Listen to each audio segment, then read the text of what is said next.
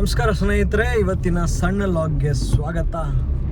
So ಇವತ್ತು ನಾನು ಬೆಳಗ್ಗೆ ಸೋಮವಾರ ಬೆಳಗ್ಗೆ ನಾನು ಪುತ್ತೂರಿಗೆ ಹೊರಟೆ. ಆ್ಯಕ್ಚುಲಿ ಒಂದು ಅರ್ಜಿ ಕೊಡಬೇಕಾಗಿತ್ತು, ಕಿಂಡಿ ಅಣೆಕಟ್ಟಿಗೆ ಅರ್ಜಿ ಕೊಡಬೇಕಾಗಿತ್ತು. ಸೊ ಅರ್ಜಿಗೆ ಇಲ್ಲಿ ಲೋಕಲ್ ಆಗಿ ಒಬ್ಬರು ಅಧ್ಯಕ್ಷರಿದ್ದಾರೆ, ಅವರು ಪವನ್ ದೊಡ್ಡ ಮನೆ ಅಂತ. ಸೊ ಅವ್ರದ್ದೊಂದು ಸಿಗ್ನೇಚರ್ ಬೇಕಿತ್ತು ಮತ್ತು ಅವ್ರದ್ದು ಹ್ಯಾಂಡ್ ರಿಟನ್ ನೋಟ್ ಬೇಕು. ಸೊ ಇಲ್ಲಿ ಪುತ್ತೂರ್ದು ಪುತ್ತೂರ್ದು MLAಗೆ ನಾವು ಕೊಡಬೇಕು ಅಂದರೆ ಇಲ್ಲಿ ಲೋಕಲ್ ನಮ್ಮ ಗ್ರಾಮದ್ದು ಅಧ್ಯಕ್ಷರದ್ದು ಒಂದು ಬರವಣಿಗೆ ಇರಬೇಕು. ಸೊ ಹಾಗಾಗಿ ಅವ್ರಿಗೆ ಫೋನ್ ಮಾಡ್ತಾಯಿದ್ದೆ. ಸೊ ಅವರು ಪುತ್ತೂರು ಹತ್ರ ಒಂದು ಪ್ರೋಗ್ರಾಮ್ ಇದೆ ಅಂತ ಹೇಳಿದ್ರು. ಸೊ ಅದು ಯಾವ ಪ್ರೋಗ್ರಾಮ್ ಅಂತ ಗೊತ್ತಿರಲಿಲ್ಲ ನನಗೆ ಹೋಗೋವರೆಗೂ. ಸೊ ನಾನೇನು ಮಾಡಿದೆ, ನಾನು ಅಲ್ಲಿ ಇನ್ನೊಂದು ಕಡೆ ಒಂದು ಜೆರಾಕ್ಸ್ ತೊಗೊಬೇಕಾಗಿತ್ತು. ಸೊ ಜೆರಾಕ್ಸ್ ಎಲ್ಲ ತೊಗೊಂಡು ಪುತ್ತೂರಿನಲ್ಲಿ ಯಾವತ್ತೂ ಒಂದು ಪುತ್ತೂರು ಸಂತೆ ಇದೆ, ಸೋಮವಾರ ಸಂತೆ.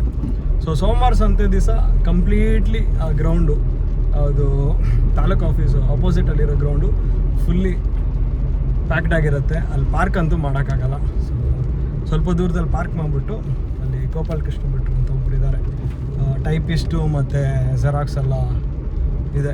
ಅಲ್ಲಿ ಹೋಗಿ ಒಂದು ಕಾಪಿ ಜೆರಾಕ್ಸ್ ತೊಗೊಂಡು, ಮತ್ತು ನಮ್ಮದೊಂದು ಮರ ಬಿದ್ದುಬಿಟ್ಟಿತ್ತು ಮನೆಯಲ್ಲಿ. ಸೊ ಆ ಮರ ಬಿದ್ದಿರೋದ್ರಿಂದ, ಅಂದರೆ ಒಂದು ಹುಣಸೆಹಣ್ಣು ಮರ ಬಿದ್ದಿರೋದ್ರಿಂದ ಸ್ವಲ್ಪ ಅಂದರೆ ಒಂದು 12-15 ಅಡಿಕೆ ಗಿಡ ಕೂಡ ಬಿದ್ದೋಯ್ತು. ಅಂದರೆ ಅದು ಬಿದ್ದಿದ್ದು ಫೋರ್ಸ್ಗೆ ಈ ಅಡಿಕೆ ಗಿಡ ಎಲ್ಲ ಕೆಳಗಡೆ ಬಿದ್ದುಬಿಡ್ತು. ಸೊ ಅದು ಕೂಡ ಅಫೆಕ್ಟ್ ಆಗಿತ್ತು.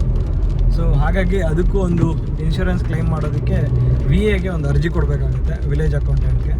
ಸೊ ಅದು ಕೂಡ ಟೈಪ್ ಮಾಡಿಸ್ಬಿಟ್ಟು ಮತ್ತೆ ಫೋನ್ ಮಾಡಿದೆ ಪವನ್ಗೆ, ಎಲ್ಲಿದ್ದಾರೆ ಅಂತ. ಅವರು ಪುತ್ತೂರು ಹತ್ರ ಬನ್ನಿ ಅಂತ ಹೇಳಿದ್ರು. ಸೊ ಪುತ್ತೂರು ಹತ್ರ ಹೋದಾಗ ಅಲ್ಲಿ ಒಂದು ಪಾರ್ಕಿಂಗ್ ಅಂತೂ ಇರಲಿಲ್ಲ, ಅಲ್ಲೂ ಪಾರ್ಕಿಂಗ್ ಇರಲಿಲ್ಲ, ಪುತ್ತೂರು ಬಸ್ ಸ್ಟ್ಯಾಂಡ್ ಹತ್ರ.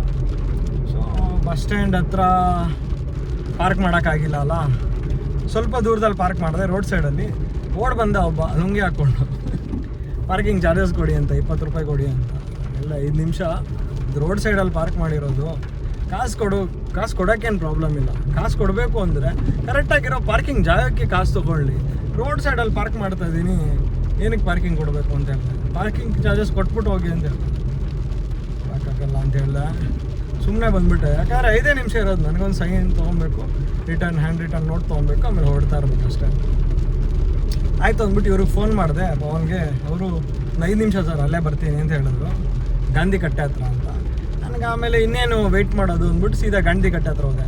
ಗಾಂಧಿ ಕಟ್ಟೆ ಹತ್ರ ಹೋಗಿ ನೋಡಿದ್ರೆ ಅಲ್ಲಿ ಪ್ರತಿಭಟನೆ ನಡೀತಾ ಇದೆ. ಪ್ರತಿಭಟನೆ ಏನಕ್ಕೆ ನಡೀತಾ ಇದೆ ಅಂದರೆ, ಈ ನೀಟ್ ಎಕ್ಸಾಮ್ ಇತ್ತಲ್ಲ, ನೀಟ್ ಎಕ್ಸಾಮ್ನ ಇದು ಮತ್ತೆ ಲಾಸ್ಟ್ ನೀಟ್ ಎಕ್ಸಾಮು ಸರಿ ಇಲ್ಲ, ಮತ್ತು ಇನ್ನೊಂದು ನೀಟ್ ಎಕ್ಸಾಮ್ ಮಾಡಬೇಕು ಅಂತ ಗೌರ್ಮೆಂಟಿಂದ ಒಂದು ಆದೇಶ ಬಂದಿದೆ ಅಂತ, ಅದೊಂದು ಟಾಪಿಕ್ಕು. ಮತ್ತು ಇನ್ನೊಂದು ಟಾಪಿಕ್ ಬಂದ್ಬಿಟ್ಟು ಈ ಪೆಟ್ರೋಲು,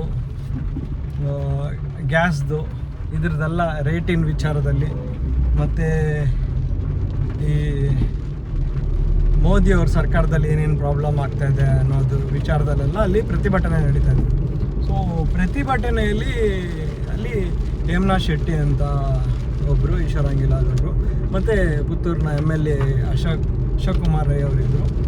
ಮತ್ತು ಇಲ್ಲಿ ಕೊಳ್ತಿ ಗ್ರಾಮದ್ದು ಅಮಲ ರಾಮಚಂದ್ರ ಭಟ್ ಅಂತ, ಮತ್ತು ಪವನ್ ಅವರು ಸಿಕ್ಕಿದ್ರು. ಸಿಕ್ಬಿಟ್ಟು ಅಲ್ಲೇ ಸೈನ್ ಮಾಡಿದ್ರು, ಮತ್ತು ಹ್ಯಾಂಡ್ ರಿಟನ್ ನೋಟ್ ಬರೀಬೇಕು ಅಂತ ಹೇಳಿದ್ರು. ಮತ್ತು ನಾವು ಪುತ್ತೂರು ಬಸ್ ಸ್ಟ್ಯಾಂಡ್ ಹತ್ರ ಹೋದ್ವಿ. ಬಸ್ ಸ್ಟ್ಯಾಂಡ್ ಹತ್ರ ಹೋಗಿ ಕಂಪ್ಲೀಟ್ಲಿ ಹ್ಯಾಂಡ್ ರಿಟನ್ ಬರೆದ್ಬಿಟ್ಟು ಕೊಟ್ಟರು. ಅಲ್ಲಿಂದ ಮತ್ತೆ ಪ್ರತಿಭಟನೆ ಹತ್ರ ಬಂದೆ. ಆಯಿತು, ಒಂದು ಸ್ವಲ್ಪ ನೋಡ್ಕೊಂಡು ಹೋಗೋಣ, ಪ್ರತಿಭಟನೆ ಹೇಗಿದೆ, ಏನೆಲ್ಲ ಆಗ್ತಾಯಿದೆ ಅನ್ನೋದು ನೋಡ್ಬಿಟ್ಟು ಹೋಗೋಣ, ಒಂದು ಕ್ಯೂರಿಯಾಸಿಟಿಲಿ ಬಂದೆ. ಅಲ್ಲಿ ನೋಡಿದ್ರೆ ನಮ್ಮ ಕಸಿನ್ ಅನ್ನೋ ಒಬ್ಬರು ಇದ್ದರು, ಪ್ರವೀಣ್ ಕುಮಾರ್ ಶೆಟ್ಟಿ ಅಂತ. ಸೊ ಅವರು ಕೂಡ ಸಿಕ್ಕಿದ್ರು, ಖುಷಿಯಾಯಿತು. ಮತ್ತು ನೆಲ್ಲಿಕಟ್ಟೆ ಜಗ್ಗಣ್ಣ ಅಂತ ಅವರು ನಂಗೆ ಪರಿಚಯದವರೇ, ಅವರು ಕೂಡ ಸಿಕ್ಕಿದ್ರು, ತುಂಬ ಖುಷಿಯಾಯಿತು ಅವ್ರನ್ನೂ ನೋಡಿ. ಮತ್ತು ಇಲ್ಲಿ ವಸಂತ್ ಕುಮಾರ್ ರೈ ಅಂತ ಅವರು ಸಿಕ್ಕಿದ್ರು. ಮತ್ತು ಪ್ರಮೋದ್ ಭಂಡಾರಿ ಅಂತ ನಮ್ಮ ಇದು ಅರಣ್ಯ ಅಧ್ಯಕ್ಷರು. ಸೊ ಇವರೆಲ್ಲ ಸಿಕ್ಕಿದ್ರು, ಖುಷಿಯಾಯಿತು. ಮತ್ತು ಶ್ಯಾಮಣ್ಣ ಅಂತ, ಶ್ಯಾಮ್ ಸುಂದರ್ ರೈ ಅಂತ ಅವ್ರು ಕೂಡ ಸಿಕ್ಕಿದ್ರು. ಲೈಕ್ ಒಂದು ಫಂಕ್ಷನ್ಗೆ ಹೋದಾಗ ಹೇಗೆ ಎಲ್ಲ ಸಿಕ್ಕಿದಾಗ ಒಂದು ಗ್ರೀಟ್ ಮಾಡ್ತಾರೆ, ಒಂದು ಒಳ್ಳೆ ವೈಬ್ ಇರುತ್ತಲ್ಲ. So same kind of vibe. Carry ಮಾಡಿದೆ. ಮತ್ತು ಅಶೋಕ್ ಕುಮಾರಿಗೆ ಈ ಅರ್ಜಿನ ಹ್ಯಾಂಡ್ ಓವರ್ ಮಾಡಬೇಕಾಗಿತ್ತು. ಬಟ್ ಅನ್ಫಾರ್ಚುನೇಟ್ಲಿ ಇವತ್ತು ನನಗೆ ಮಧ್ಯಾಹ್ನದ ನಂತರ ವರ್ಕ್ ಇದೆ. ನಾನು ಸ್ವಲ್ಪ ವೆಯ್ಟ್ ಮಾಡಿದೆ, ಬಟ್ ಪ್ರತಿಭಟನೆ ಮಧ್ಯಾಹ್ನ ತನಕ ಇದೆ ಅಂತ ಗೊತ್ತಾಯಿತು. ಮಧ್ಯಾಹ್ನ ಇನ್ನೂ ಸ್ವಲ್ಪ ವೆಯ್ಟ್ ಮಾಡಿದ್ರೆ ಮಧ್ಯಾಹ್ನ ಕೊಟ್ಟು ಬರ್ಬೋದಾಗಿತ್ತು. ಬಟ್ ಇವತ್ತು ರಜಾ ಅಪ್ಲೈ ಮಾಡಿಲ್ಲ ನಾನು. ಮತ್ತು ಸುಮ್ಮನೆ ಸೋಮವಾರ ಬೇರೆ ಕಿರಿಕಿರಿ ಮಾಡಿಬಿಡ್ತಾರೆ. ಸೊ ಹಾಗಾಗಿ ಬಂದುಬಿಟ್ಟೆ, ಅರ್ಜಿ ಕೊಟ್ಟಿಲ್ಲ. ಮತ್ತು ಇವಾಗ ನೆಕ್ಸ್ಟ್ ಸೋಮವಾರ ಅಷ್ಟೇ ಪ್ಲ್ಯಾನ್ ಮಾಡಿ ರಜಾಕ್ಕೆ ತೊಗೊಂಡು ಅರ್ಜಿ ಕೊಡಬೇಕು, ಮತ್ತು ಹೋಗ್ಬೇಕಾಗತ್ತೆ. ಸೊ ಆಮೇಲೆ ಸೀದಾ ಅಲ್ಲಿಂದ ಗಾಡಿ ಸ್ಟಾರ್ಟ್ ಮಾಡಿಬಿಟ್ಟು ಇನ್ನೇನು ಹೊರಡೋದಲ್ಲ ಅಂದಾಗ ಸೂರ್ಯನಾಥ್ ಅಲ್ವಾ ಅಂತ ಒಬ್ರು ಇದ್ದಾರೆ ಅಂಕಲ್. ಸೂರ್ಯನಾಥ್ ಅಂಕಲ್ ಗಾಡಿ ಪಾಸ್ ಆಯಿತು.